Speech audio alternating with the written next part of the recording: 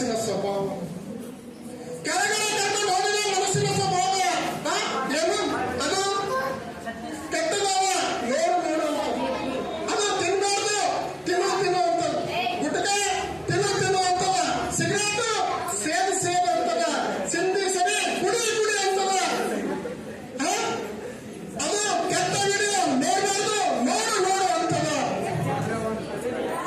ಈ ರೀತಿಯಾಗಿ ನಿಮ್ಮ ಮನಸ್ಸು ಎಂದಿಗೂ ಸ್ವಯಂ ಪ್ರೇರಿತವಾಗಿ ಒಳ್ಳೆಯದನ್ನು ಎಂದಿಗೂ ಹೇಳೋದಿಲ್ಲ. ನೀವು ಮನಸ್ಸು ಮೇಲೆತ್ತಬೇಕಾದ್ರೆ ನೀವೇನಾಗಬೇಕಾಗ್ತದೆ, ನೀವು ಕ್ರಿಯಾಶೀಲರಾಗಬೇಕಾಗ್ತದೆ, ಆಕ್ಟಿವಿಸಮ್ ಬೇಕಾಗ್ತದೆ. ನೀವು ಕ್ರಿಯಾಶೀಲರಾಗಿದ್ದಾಗ ಮಾತ್ರ ನಿಮ್ಮ ಮನಸ್ಸು ನಿಮ್ಮ ಕಂಟ್ರೋಲ್ ಇರ್ಲಿಕ್ಕೆ ಸಾಧ್ಯ ಇದೆ. ನೀವು ಕ್ರಿಯಾಶೀಲರಾಗಿದ್ದರೆ ನಿಮ್ಮ ಮನಸ್ಸಿನ ನಿಯಂತ್ರಣದಲ್ಲಿ ನೀವು ಬರ್ತಿಲ್ಲ.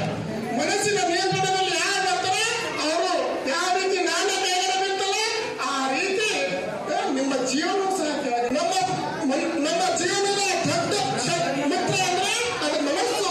ನಮ್ಮ ಜೀವನದ ದೊಡ್ಡ ಶತ್ರು ಅಂದ್ರೆ ಅದು ಮನಸ್ಸು. ನೀವು ನಿಮ್ಮ ನಿಯಂತ್ರಣದಲ್ಲಿರುವಂತ ಮನಸ್ಸು ನಿಂದ ನೀವು ಮೇಲೆ ಹೋಗ್ತೀರಿ.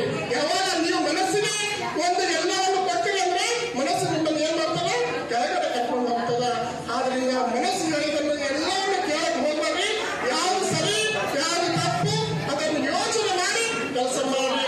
ಆದ್ರಿಂದ ನಿಮಗೆ ಬಹಳಷ್ಟು ಜೀವನದಲ್ಲಿ ನಿಮಗೆ ಸಂಗತಿಗಳು ಸಿಗ್ತವೆ, ಫ್ರೆಂಡ್ಸ್ ಸಿಗ್ತವೆ, ಸರ್ಕಲ್ಗಳು ಸಿಗ್ತವೆ.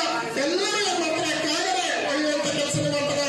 ಅದು ಪಾರ್ಟಿ ಮಾಡೋದು, ಇದು ಪಾರ್ಟಿ ಮಾಡೋದು ಅಂತೇಳಿ ಎಲ್ಲರೂ ಕೆಳಗಡೆ ಕರ್ಕೊಂಡು ಹೋಗುವಂತ ಕೆಲಸ ಮಾಡ್ತಾರೆ. ದಯವಿಟ್ಟು ಅದನ್ನು ಮಾಡಬೇಡಿ. ಈಗ ಗುರುತ್ವಾಕರ್ಷಣ ಶಕ್ತಿ ಏನಪ್ಪಾ ಅಂದ್ರೆ, ಗುರುತ್ವಾಕರ್ಷಣ ಶಕ್ತಿ ಕೇವಲ ಈ ನಾಟಕ ಕೆಲಸ ಮಾಡೋದಿಲ್ಲ, ಎಲ್ಲರಿಗೆ ಕೆಲಸ ಮಾಡ್ತದೆ.